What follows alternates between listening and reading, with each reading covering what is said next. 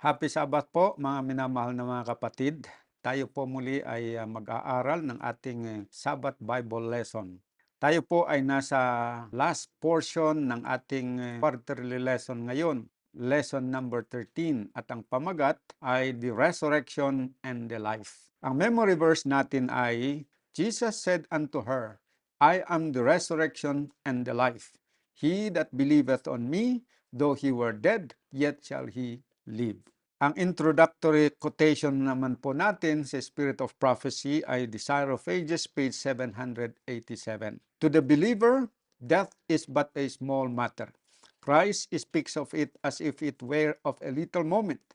To the Christian, death is but a sleep, a moment of silence and darkness. The life is hid with Christ in God.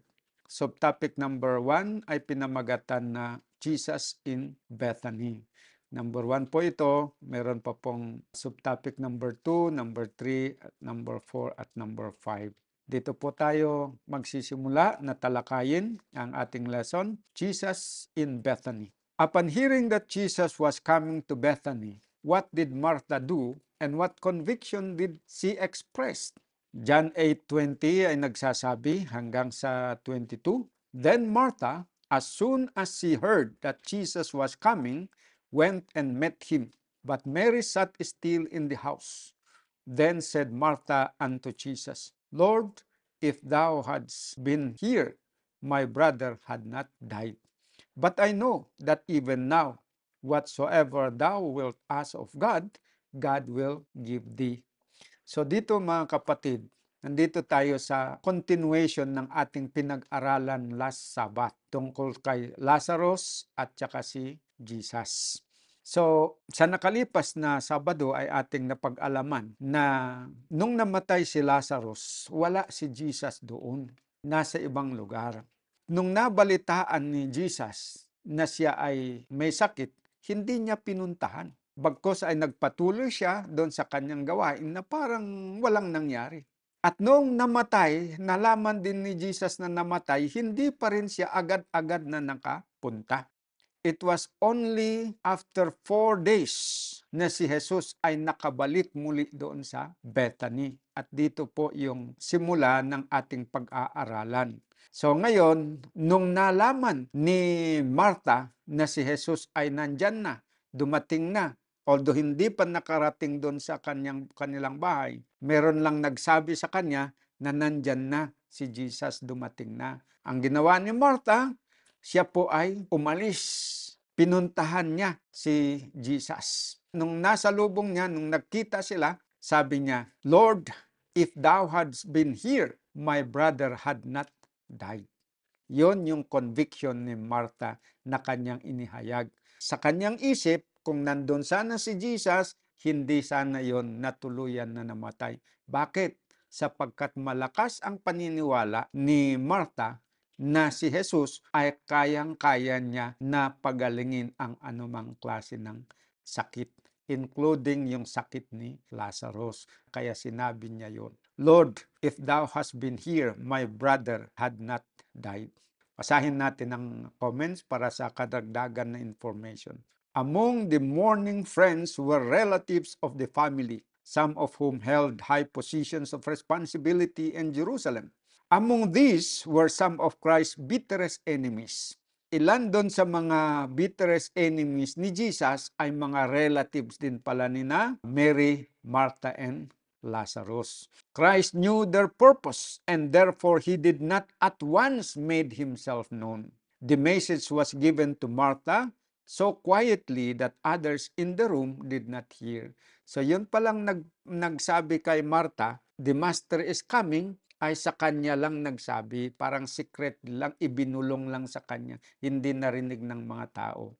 Kaya nung siya ay umalis, parang wala lang sa kanila. Di nila inisip na yung pag-alis niya doon sa bahay ay may kinalaman sa pagdating ni Jesus Christ.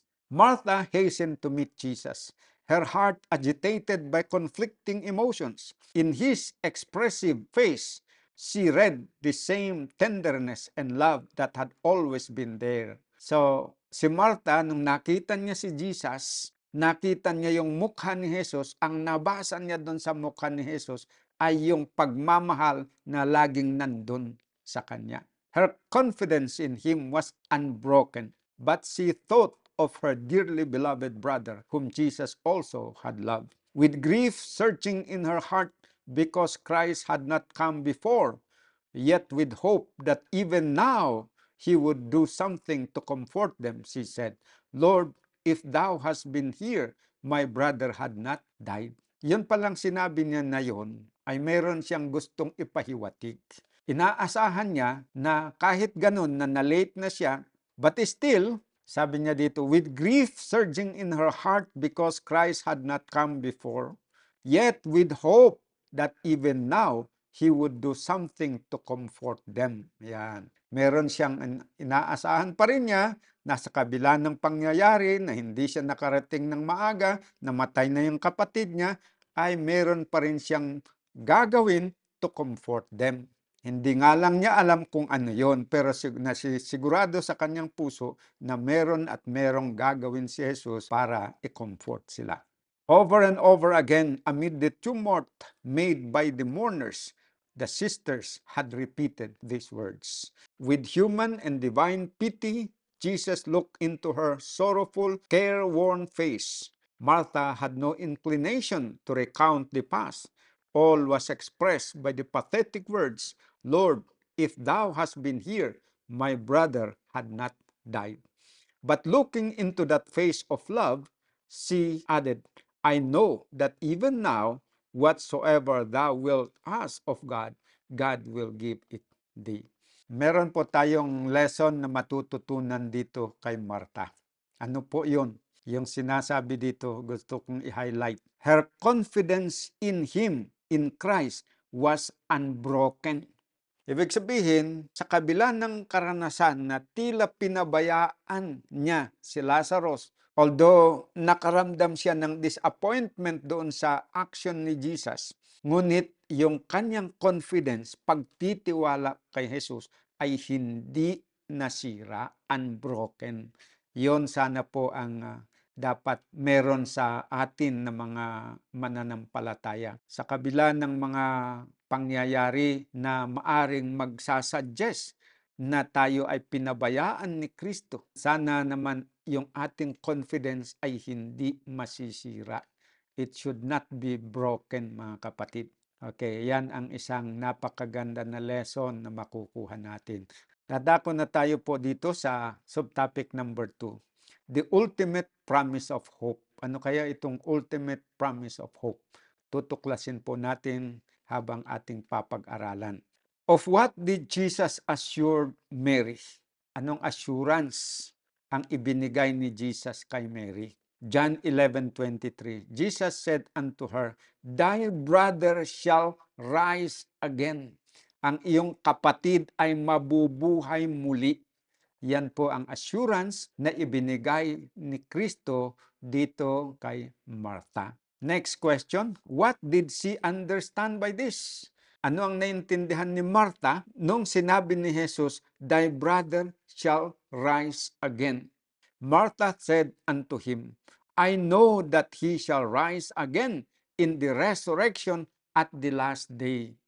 Alam ko na siya ay mabubuhay muli sa panahon ng pagkabuhay muli sa huling araw. At yon ang naintindihan niya doon sa sinabi ni Jesus.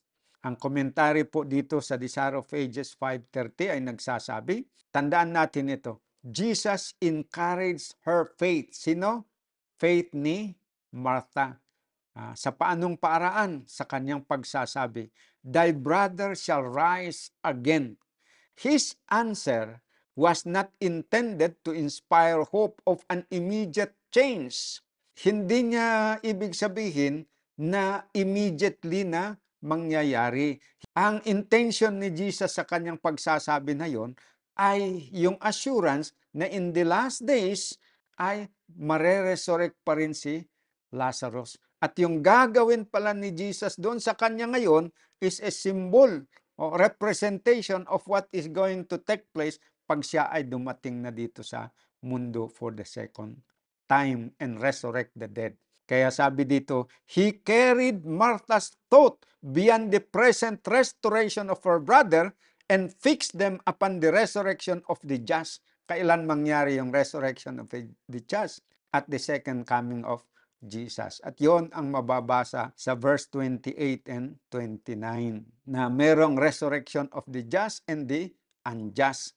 At ang mag-resurrect sa kanila ay the voice of the Son of Man, referring to Jesus Christ. Martha answered, I know that he shall rise again in the resurrection at the last day. Meaning to say, the doctrine of the resurrection of the dead was already a well-established doctrine in the Christian church. Noon pa sa time ni Jesus Christ. This he did that she might see in the resurrection of Lazarus a pledge of the resurrection of all the righteous dead and an assurance that it would be accomplished by the Savior's power. Question B, with what words did Jesus acknowledge Martha's conviction? Sa paanong paraan na si Jesus ay kinilala niya yung conviction ni Martha na si Lazarus will be resurrected in the last days? Paano inacknowledge ni Jesus yung conviction ni Mary na yun? Verse 25, Jesus said unto her, I am the resurrection and the life. He that believeth in me, though he were dead, yet shall he live. Nung sinabi ni Jesus ito na I am the resurrection and the life, he that believeth in me, though he were dead, yet shall he live. Sinabi niya yon to confirm the conviction of Martha regarding the resurrection of Lazarus, his brother, in the last days. Hindi lang yung resurrection pala ni Lazarus ang kino-contemplate ni Jesus, kundi the resurrection of all the righteous dead. Mare-resurrect sila at His second coming. 1 John chapter 5 verse 12. Ito pa ang additional information. Sabi, He that hath the Son hath life, and he that hath not the Son of God hath not life. Medyo palawakin natin ito. Bakit po sinasabi ni John, ni Apostle John, na he that hath the Son hath life, and he that hath not the Son of God hath not life? Alam niyo po mga kapatid, yung eternal life originally was not a gift na ibibigay ng Diyos by grace. Hindi yun. Kundi during the period of yung first probationary period na naibigay sa tao mula sa creation ni Adam hanggang doon sa matapos yung probationary period, di natin alam kung gaano kahaba yon. Ang condition ng eternal life doon ay kapag sina Adam at Eva ay nabuhay na perfect in conformity with the will of God, at that time, they will be made immortal. Magkakaroon sila ng buhay na walang hanggan. Ayan. At ang basis ng pagkakaroon nila ng buhay na walang hanggan ay hindi based on the grace of God, but based on their performance. Kung sila po ay susunod ng walang pagkukulang o ganap na sumunod doon sa kalooban ng Diyos. Then, once that probationary period ended and they are found to be faithful and they have complied to all the requirements of God, then they will receive immortality or eternal life.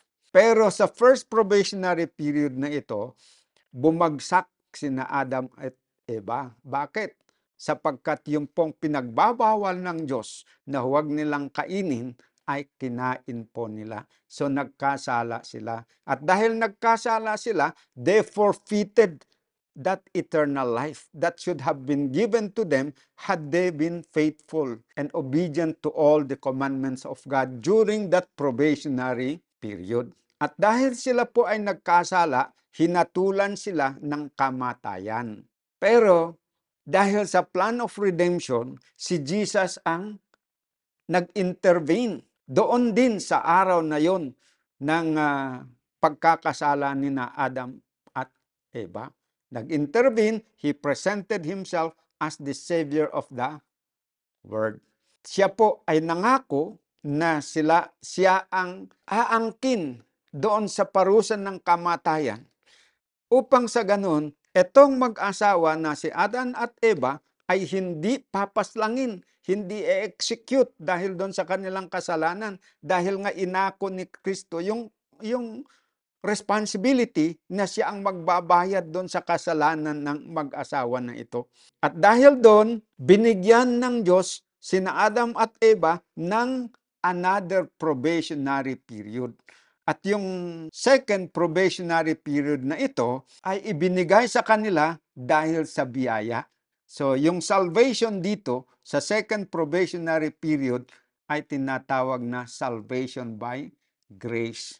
Bakit salvation by grace? Dahil ito ay in-exercise ng Panginoon yung pagsasagawa ng kaligtasan ng sangkatauhan represented by Adam and Eve as the first human beings na nabuhay dito sa mundo ay hindi sila karapat-dapat sa kaligtasan, kundi sila ay karapat-dapat sana na paslangin, papatayin sana. Pero sila ay iniligtas ng Diyos dahil sa kanyang biyaya. Ngayon, ang nag-fulfill doon sa requirements para ang tao ay magkaroon ng buhay na walang hanggan ay si Jesus Christ. Okay, dalawa yung requirements doon para ang tao na nagkasala na ito ay magkaroon ng buhay na walang hanggan. Unang-una, kailangan na mabayaran yung kasalanan ng tao. Si Adan at Eva at yung kanilang descendants. Kailangan mababayaran yun. At ano ang kabayaran ng kasalanan? Kamatayan. Si Kristo ang umako doon, kaya siya ay namatay para mabayaran yung kasalanan ng sangkatauhan. Ang second requirement is, kailangan na si Kristo ang tutupad sa requirement na hinihingi para ang tao ay mag-qualify na tumanggap ng buhay na walang hanggan. At ano po yun, yung requirement na yun? Perfect obedience. Kagaya din doon sa first probationary period na ang hinihingi para ma-immortalize sila is perfect obedience. Pero dito sa second probationary period, hindi ang tao mismo ang gagawa, kundi si Kristo ang gagawa para sa sangkatauhan. Yun po yung tinatawag na salvation by grace. At ginawa po yun ni Kristo. Nung siya nandito sa lupa, He kept the law perfectly, na walang pagkukulang. Kaya He was made qualified para matanggap na ang buhay na walang hanggan.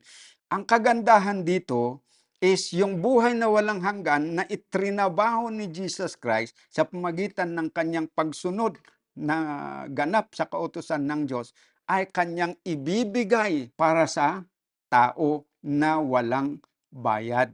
Regalo ang tawag doon. Kaya nga, sabi dito, John chapter 5 verse 12, He that hath the Son hath life, and he that hath not the Son of God hath life. Bakit?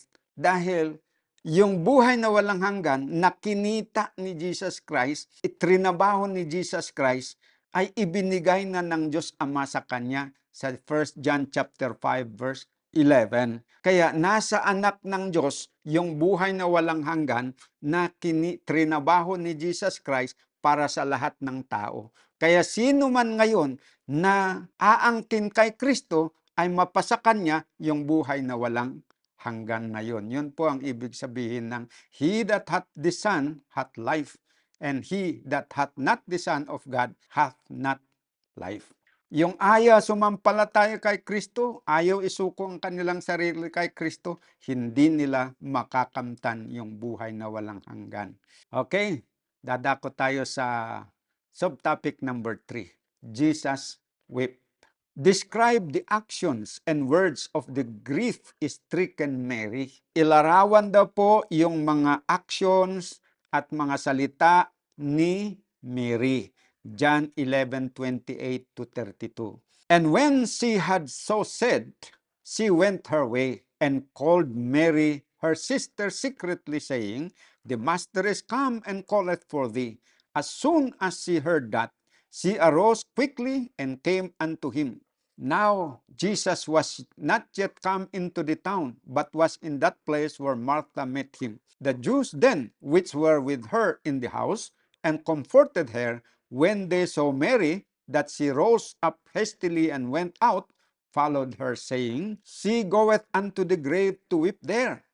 Then when Mary was come where Jesus was, and saw him, she fell down at his feet, saying unto him, Lord, if thou hadst been here, my brother had not died. So ngayon, dito po sa subtopic na ito, ang pag-aaralan po natin naman ay tungkol kay Mary.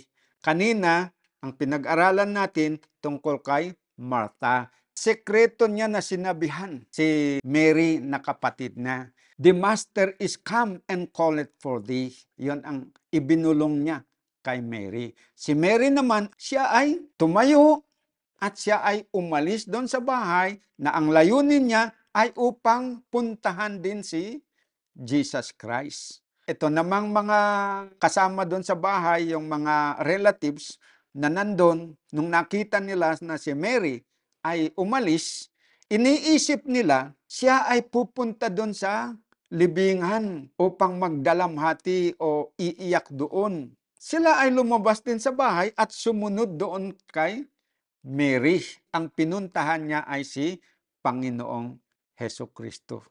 At nung nakita niya si Jesus Christ, doon din mismo sa lugar na doon natagpuan ni Martha, ano ang sabi ni Mary sa kanya?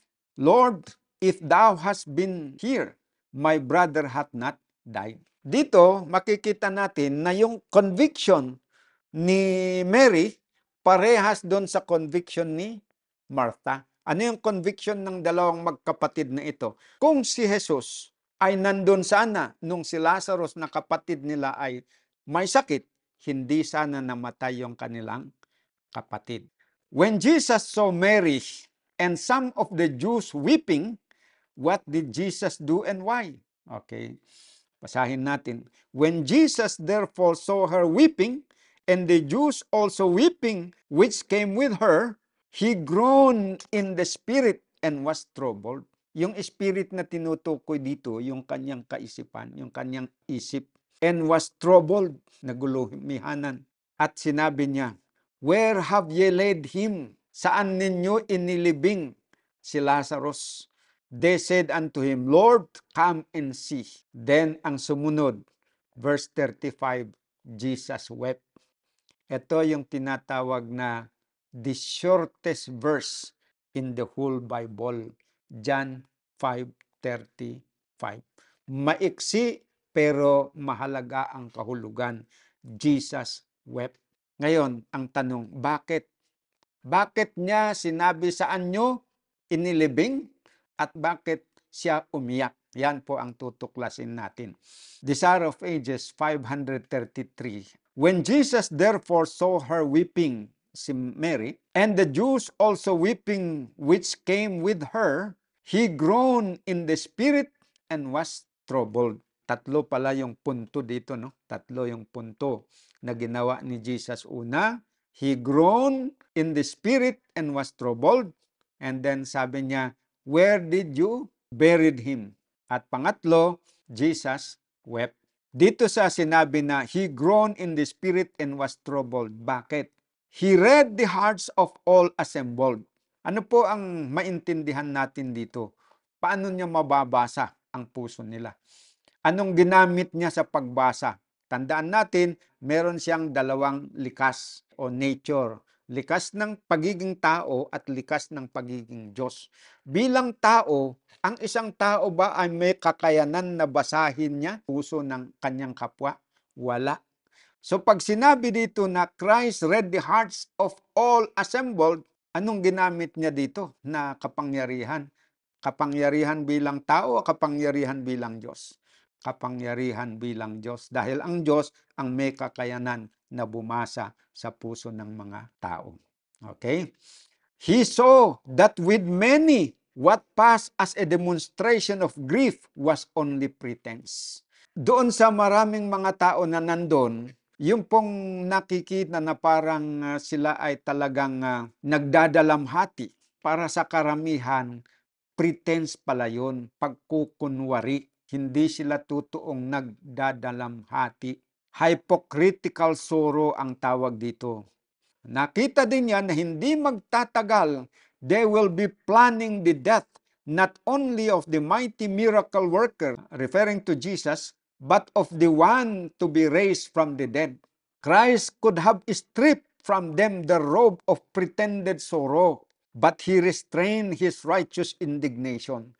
The words he could in all truth have spoken, he did not speak because of the loved one kneeling at his feet in sorrow who truly believed in him. Si Mary naniniwala sa kanya, nananampalataya. Kagaya din ni Martha, na yung kanyang confidence kay Jesus despite the death of their brother and the apparent pagpapabaya ni Jesus sa kanya na mamatay, his confidence in Christ had not been broken. Kaya nagtanong siya, where have ye laid him? Bakit tinanong niya yon? Kasi gusto niyang puntahan at meron siyang layunin na i-resurrect itong si Lazarus. They said unto him, Lord, come and see. Together they proceed to the grave. It was a mournful scene. Lazarus had been much beloved, and his sisters wept for him with breaking hearts, while those who had been his friends mingled their tears with those of the bereaved sisters. In view of this human distress and of the fact that the afflicted friends could mourn over the dead while the Savior of the world stood by, Jesus wept. Though he was the Son of God, yet he had taken human nature upon him, and he was moved by human sorrow. His tender, pitying heart is ever awakened to sympathy by suffering. He weeps with those that weep and rejoice with those that rejoice. O bakit siya umiyak? Umiral yung kanyang human emotion na kagaya natin. Kaya nung nakita niyang umiiyak yung mga tao, nahipo din ang kanyang puso, naiiyak din siya, kaya siya ay umiyak. Sabi dito, his tender, pitying heart is ever awakened to sympathy by suffering. Every time na nakikita niya na merong nagsasuffer na tao, nahihimok ang puso niya, makaramdam ng pagdadalamhati. Maganda ang lesson na yon sa atin. Tandaan natin, hanggang ngayon, hindi naman naghihiwalay yung human and divine nature ni Jesus Christ. So, kapag tayo po ay nagdadalamhati, sigurado na si Kristo ay nakikipagdalamhati sa atin. Nararamdaman niya yun. Nakaka-relate siya sa ating karanasan sapagkat siya ay may katawang tao din, may damdamin din na katulad ng ating damdamin.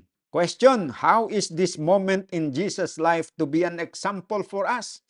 Anong tinutukoy dito na moment in Jesus' life na example for us? Yung tinalakay natin dito na though he was the Son of God, yet he had taken human nature upon him, and he was moved by human sorrow. So, how is this moment of Jesus' life to be an example for us? Lesson daw po yan para sa atin. Dahil sabi ng Romans 12 verse 15, rejoice with them that rejoice and weep with them that weep.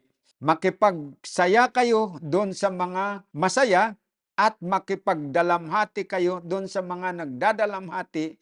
Kayo din ay makipag-iyak doon sa mga umiiyak. Yan po ang lesson para sa atin. The wonderful example of Christ, the matchless tenderness with which he entered into the feelings of others, weeping with those who weep, rejoicing with those who rejoice, must have a deep influence upon the character of all who follow him in sincerity. By kind words and acts, they will try to make the path easy for weary feet. Meron pang isang lesson dito na napakahalaga. Yung sabi dito, pag meron tayong nakikita na mga kapwa natin, lalo na yung kapanampalataya, na napapagod na yung kanilang paa.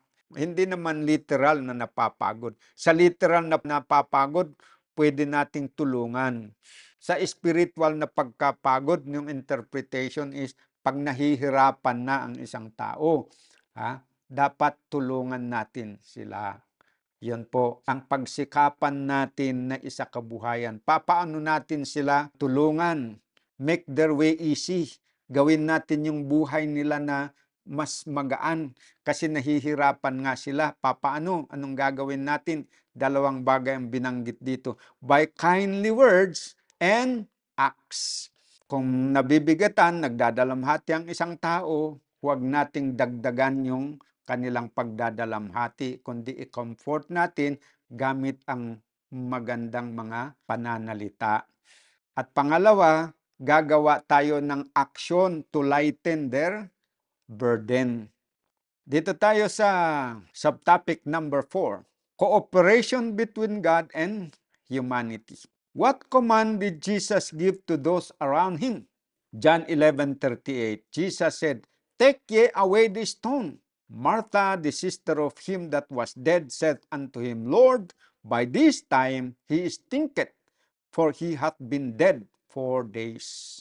Balikan natin ang tanong, what command did Jesus give to those around him?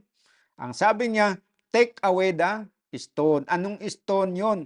Yung stone na ginamit para isara yung kuweba na doon po yung libingan. Usually, ang libingan nila noon is halimbawa sa bato o kaya sa lupa, sa gilid ng ganun na medyo gabundok, bubutasan nila yon para yung patay ipapasok nila doon sa loob. Pagkatapos, saraduhan nila yung bunganga ng butas na yon. At ang ilalagay nila doon na pangsara ay bato. Sa case ni Jesus nung siya namatay, malaking bato ang kanilang linagay doon na parang wheel na pwedeng mairo-roll. How did Martha react? And what did Jesus say to her? So, how did Martha react? Sabi ni Martha, Lord, by this time, he stinketh, for he hath been dead 4 days. Mabaho na, kasi 4 na araw na siyang namatay. Parang sinabi niya, huwag. Basahin po natin ang karagdagan na explanation dito para mas higit nating maintindihan. Desire of Ages 5:35.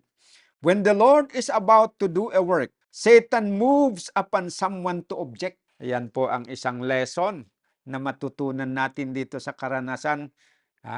Ito palang sinabi ni Martha, hindi lang siya ang parang kusang nag-isip. It was Satan that moved him to object. So ano ang lesson na makikita natin dito?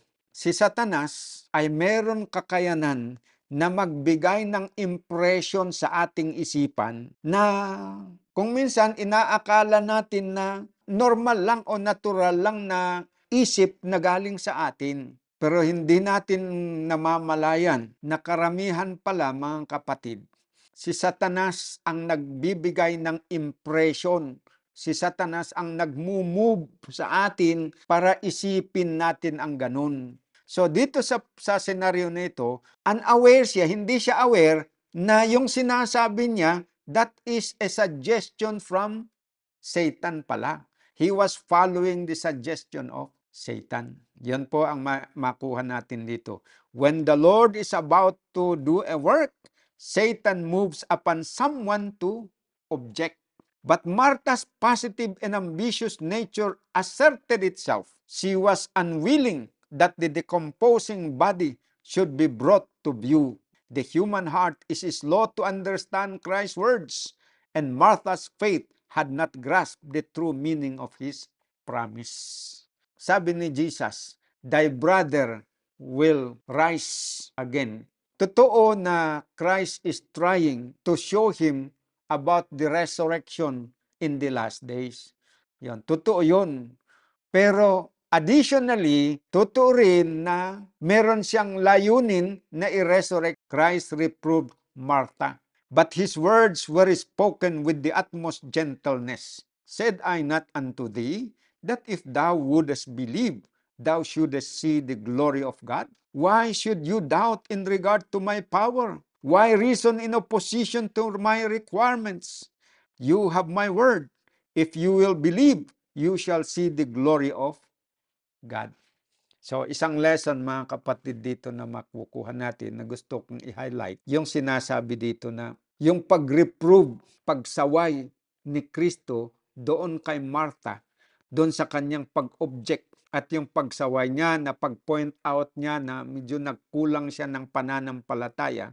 His words were spoken with the utmost gentleness. So yan po, ito'y lesson sa atin kung tayo po ay magre-reprove sa isang kapatid dahil meron siyang nasabi na mali o hindi tama, we should speak or do the reproving with the utmost gentleness. Kung papaano yon, siyempre, makikita dun sa manner of speaking at saka yung the way you spoke the words. Yung paraan ba na sasabihin mo? Kung pagalit ka, mahahalata din nila na galit ka eh. Pero kung ginawa mo na puno ng pagmamahal, mahahalata din nila. Oh, how would you dapat yung kung ang damdamin mo ay gentle reproof ang ginagawa mo, may pagmamahal ka with utmost gentleness, dapat yung feeling mo na yon mag-match doon sa salita mo. E anong gagawin mong salita? Siyempre hindi pasigaw, kundi banayad at maganda yung pag-deliver mo ng message. Yun ang pag-aralan natin kasi doon tayo nagkukulang. Kung minsan pag nagre-rebuke tayo, ano ang umiiral sa atin? Galit. Kung minsan. Hindi naman sa lahat ng panahon yan. Kung minsan nagagalit tayo doon sa kanilang ginawa o nagiging emotional. Tapos bakas sa ating muka yung ating disappointment. So ang nakikita ng nare-rebuke, hindi pagmamahal, hindi pagmamalasakit, kundi galit at baka pagkamuhi pa. Kaya hindi nakakatulong sa kanila kung ganun. Pero kung tularan natin si Jesus na we will deliver the rebuke or the reproof with the utmost gentleness, napakaganda po sana. Pero hindi imposible na magawa natin yun. It is possible by the grace of God. Sa ating sarili, baka mahirap na mangyari. But by the grace of God, we can learn that. Okay, tuloy natin. Natural impossibilities cannot prevent the work of omnipotent one. Skepticism and unbelief are not humility. Ito ang tandaan natin. Yung skepticism and unbelief are not humility. Implicit belief in Christ's words is true humility. Ano daw po ang true humility? Yung implicit belief in Christ's words. This is true humility. True self-surrender. Okay. Tuloy natin. Take ye away the stone, sabi ni Jesus. Christ could have commanded the stone to remove and it would have obeyed his voice. He could have bidden the angels who were close by his side to do this. As his bidding, invisible hands would have removed the stone, but it was to be taken away by human hands. Thus, Christ would show that humanity is to cooperate with divinity. What human power can do, divine power is not summoned to do. God does not dispense with man's aid. He strengthens him, cooperating with him as he uses the powers and capabilities given him. So, another lesson na naman ang pinapalabas dito sa paragraph na ating binasa. Cooperation ng divinity and humanity. Yung cooperation ng Diyos at ng tao ang ibig sabihin noon. Ang Panginoon o si Kristo pwede naman daw na gamitin niya yung kanyang divine power tapos tanggalin niya yung bato na yun. Pwede rin na utusan niya yung mga angels na nandun. Bakit kahit hindi nakikita ng mga tao pero nandun yung mga angels, nakikita ni Jesus yun. Pwede niyang utusan sila na sila nang magtanggal doon sa stone. Pero bakit niya sinabi na take ye away the stone? Kasi gusto niyang ipakita yung principle na ang Diyos gusto niya na ang tao ay makipagtulungan sa Diyos. There should be cooperation between God and man. Yun po ang principle na nais na ipakita ni Panginoong Hesukristo kung bakit ang mga tao ang inutusan na mag-alis doon. Ngayon, dito sa tinatawag na phase 2 sa gawain ng salvation, sa paghubog ng mabuting pag-uugali at doon sa pag-increase ng ating kaalaman at sa ibang pang mga may kinalaman sa buhay Kristiyano dito, there should be a cooperation between God and man. Pero doon sa pagbayad ng ating mga kasalanan, there is no cooperation between God and man. Si Kristo lahat ang nagbayad. Okay. Siya lahat ang nagbayad. Pagdating po doon sa pag-produce ng righteousness that would qualify us to receive eternal life, si Jesus din ang gumawa without our cooperation and consent. So, dalawang bagay po sa gawain ng kaligtasan na 100% na divinity ang gumawa. Okay? Ibig sabihin, si Kristo, wala tayong kasama, hindi tayo kasama. Si Kristo ang gumawa sa lahat yon. Anong dalawang gawain na yun sa kaligtasan? Yung pagbabayad sa kasalanan natin sa pamagitan ng kamatayan, si Kristo lahat ang gumawa noon. Kasi siya naman ang namatay para sa ating mga kasalanan, hindi tayo ang namatay. Naibilang lang tayo na namatay because of our identification doon sa kanyang pagiging second Adam. Yun namang pagbuo niya ng perfect character, perfect obedience to the law of God, siya din ang gumawa lahat para ma-qualify tayo na tumanggap ng buhay na walang hanggan. Wala din tayong nakikontribute dito. Pero pagdating po dito sa second part ng gawain ng salvation, yung pagtanggap doon sa salvation na yon, hanggang doon sa paghubog ng mabuting ugali at pag-overcome ng kasalanan, ay meron pong cooperation between God and man sa gawain na ito. Dito po pumapasok yung idea na in the work of salvation, there is cooperation. God works and man works. Pero dito sa first part, wala pong cooperation doon. Ang Diyos ang gumawa ng lahat. Yan po mga kapatid. Okay. What human power can do, divine power is not summoned to do. God does not dispense with man's aid. He strengthens him, cooperating with him as he uses the powers and capabilities given him. So may mga bagay na pwede namang gawin ng tao katulad ng pagtanggal doon sa sa stone. Human power can do that. So hindi kailangan na divine power pa ang gamitin doon. But when it comes to the development of perfect character, human power and divine power must combine. Ganun po yan mga kapatid. And when it comes to increase of knowledge and understanding, kailangan din yan na mag-combine ang human at saka divine, mga kapatid. Halimbawa, yung pagbabasa ng Biblia, kaya ba ng human being na gawin yun, magbasa? Kaya niya. So, hindi kailangan ang divine power doon. Pero sa pangunawa doon sa spiritual truth na nahayag sa salita ng Diyos, kailangan ba ang mag-combine ang human at divine power doon? Kailangan. Dahil yung ating understanding, limited. It is not enough para maintindihan yung mga spiritual things. Merong bahagi doon na pwedeng maintindihan pero yung kabuhan hindi. So that is where divine power must come in para i-open yung ating understanding para maintindihan natin. Dahil nandun din yung limitation ng ating capability. Okay, next. What words of Christ gently rebuke our unbelief today? Ano naman ang salita ni Kristo dito kay Marta na makakapagbigay ng saway sa ating kakulangan ng pananampalataya ngayon? Sabi ni Jesus sa John 11:40, Jesus said to her, "Said I not unto thee that if thou wouldest believe, thou shouldest see the glory of God?" Ayan ang sinabi niya. That was a gentle rebuke kay Martha, pero it is also a rebuke para sa atin ngayon. Kasi nakakaranas din po tayo ng ganyan. Sabi dito ng Christ Object Lesson, page 145, page 146, many have not a living faith. Marami daw po ang walang buhay na pananampalataya.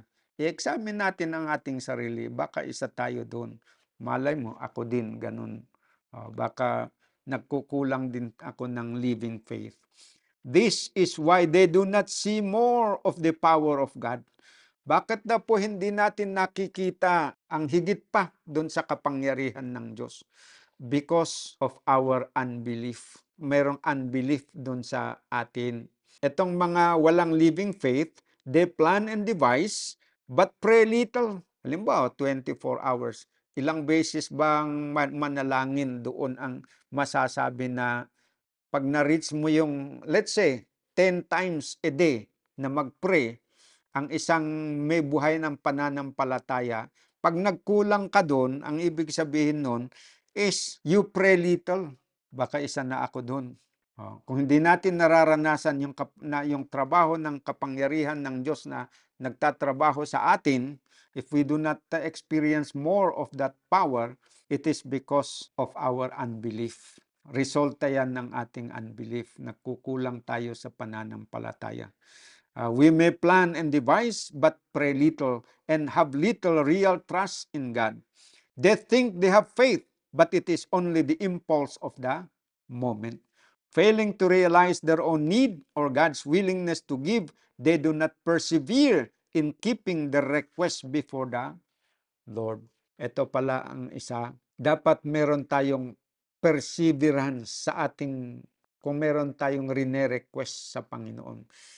So, nararanasan nyo ba yung parang huminto na kayo sa kare-request kasi ilang beses kayo nag-request, tila walang sagot sa inyong prayer. Pag hindi sinasagot ng Panginoon, it does not mean na hindi niya tayo mahal o hindi niya ibibigay.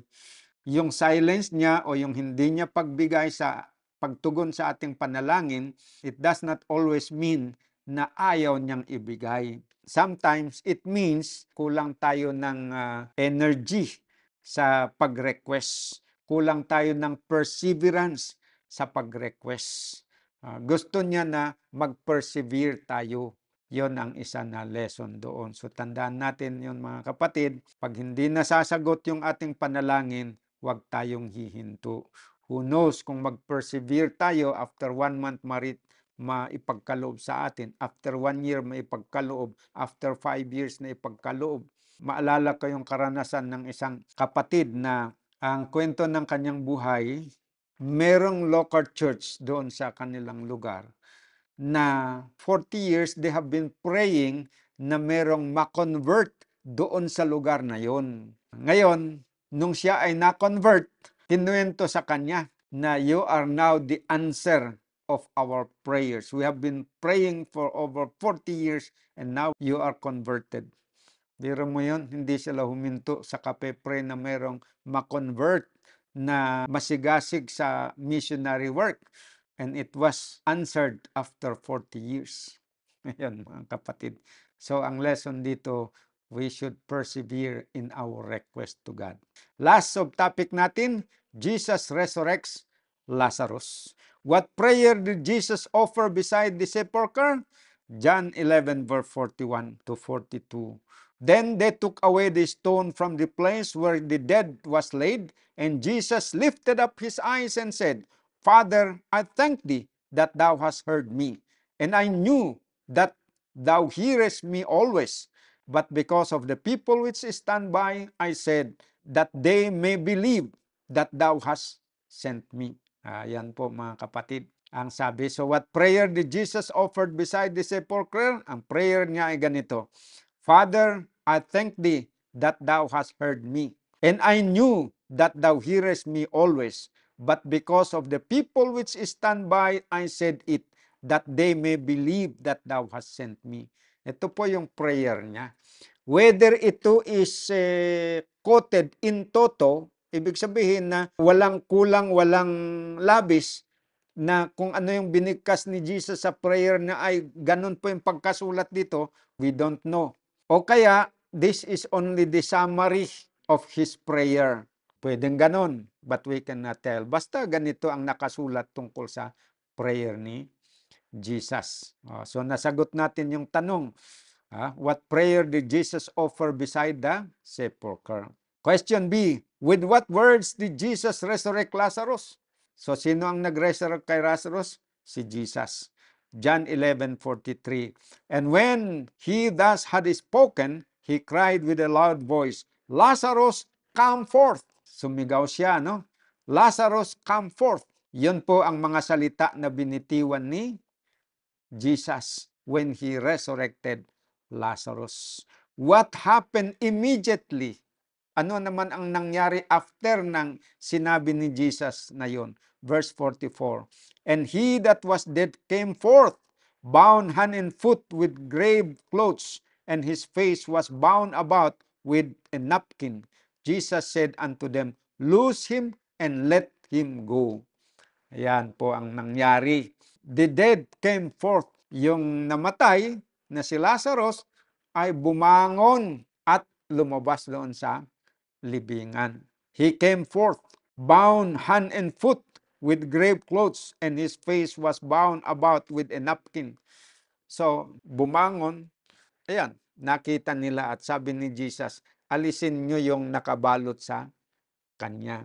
Basahin natin ang karagdagan na paliwanag. The command is obeyed. Ano yung command ni Jesus? Take away the stone. The stone is rolled away. Nasunod yon. Everything is done openly and deliberately. So, kitang-kita ng mga tao, walang deception na nangyari. All are given a chance to see that no deception is practiced. There lies the body of Lazarus in its rocky grave, cold and silent in death. The cries of the mourners are hushed. Huminto yung mga taong umiiyak. Surprised and expectant, the company stood around the sepulchre, waiting to see what is to follow. Here Christ claimed God as His Father. Paano claim ni Jesus na ang Diyos sa langit ay kanyang Ama? 'Di ba ang sabi niya sa prayer niya? Father, I thank Thee that Thou hast heard me. Narinig nila yon na nagpray sa Diyos sa langit, ang tawag niya doon sa Diyos sa langit ay My Father. Yan ang sinasabi dito na here Christ claims God as His Father and with perfect confidence declare that He is the Son of God. Pag sinabi niya na my Father, He was also at the same time claiming that He is the Son of God. Tuloy natin. Christ's voice, clear and penetrating, pierces the ear of the dead. Sinong dead dito na nakarinig sa boses ng Panginoon? Si Lazarus. As He speaks, divinity flashed through humanity. In His face, which is lighted up by the glory of God, the people see the assurance of His power. So, nung siya pala ay nagsalita doon, divinity flashed through His humanity. At nakita nila doon yung divine energy sa kanyang mukha. In His face, which is lighted up by the glory of God, the people see the assurance of His power. Every eye is fastened on the entrance to the cave. Every ear is bent to catch the slightest sound. With intense and painful interest, all wait for the test of Christ's divinity, the evidence that is to substantiate His claim to be the Son of God or to extinguish the hope forever. There is a stir in the silent tomb, and He who was dead stands at the door of the sepulchre. Humanity is to work for humanity. Lazarus is set free and stands before the company not as one emaciated from disease and with feeble, tottering limbs, but as a man in the prime of life and in the vigor of a noble manhood. His eyes beam with intelligence and with love for his Savior. He cast himself in adoration at the feet of Jesus. So, nung na-resurrect si Lazarus, isang magandang balita dito, nung na-resurrect si Lazarus, hindi katulad nung siya ay masakitin. Nung na-resurrect siya not as one emaciated from disease. Hindi tulad ng isa na parang napahina dahil sa sakit and with feeble tottering limbs. Hindi yung mahina din yung kamay at paa, hindi. But as a man in the prime of life. Malakas na parang and in the vigor of a noble manhood. Yan po mga kapatid. So dito po natatapos ang ating pag-aaral dito sa ating Sabbath Bible lesson sa linggo na na ito tungkol po doon sa the resurrection of Lazarus. Okay, marami tayong natutunan and I hope na nakatulong po sa bawat isa sa atin. Abangan niyo po mga kapatid ang susunod po na pag-aaralan natin. Hindi ko alam kung ano ang title ng lesson natin sa next quarter, but abangan po ninyo, pag-aaralan po natin yung first lesson ng next quarter sa susunod na linggo. Thank you very much po sa inyong pakikinig. Sana po ay tuloy-tuloy na susubaybayan ninyo ang ating ginagawa na pag-aaral ng ating Sabbath Bible lesson every week. Thank you very much. God bless us all.